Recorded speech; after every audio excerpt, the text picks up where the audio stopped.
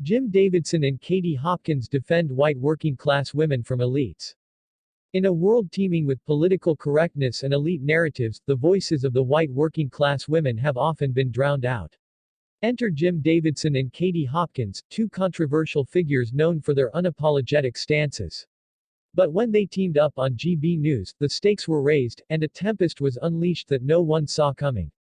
The show kicked off with Davidson's trademark bravado, but there was a palpable tension in the air.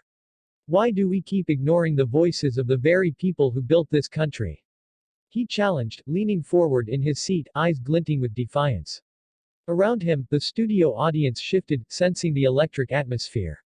The camera panned to Hopkins, who wore an expression that suggested she was ready to ignite a firestorm.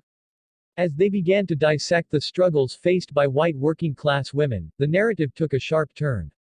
With every statistic Davidson cited, the audience became more engrossed.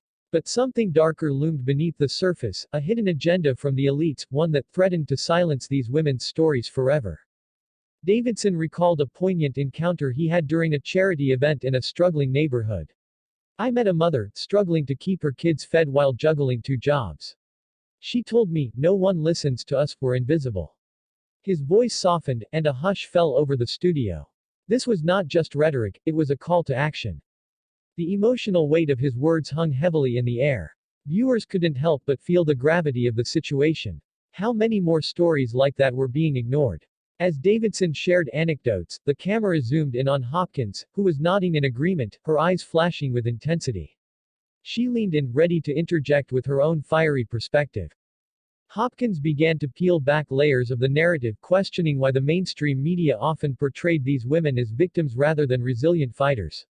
Why are their stories buried under the weight of political correctness? She asked, challenging the audience to rethink their perceptions. But just as the conversation reached a fever pitch, a shocking revelation emerged.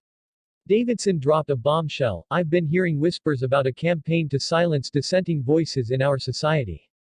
It's not just about women, it's about all of us who dare to speak out."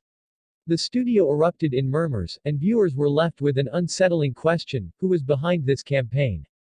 As the discussion intensified, Davidson and Hopkins began to connect dots that seemed unrelated at first. They painted a picture of a shadowy elite pulling strings from behind the curtains. "It's a conspiracy to keep us divided," Davidson asserted, his tone grave. The tension escalated as the audience leaned in, eager to grasp the implications of their words. With every passing minute, new questions emerged. What were the elites afraid of?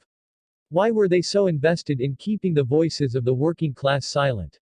The plot thickened as Davidson hinted at a possible whistleblower, someone within the elite circles ready to expose the truth. As the episode neared its end, Davidson and Hopkins made a bold move.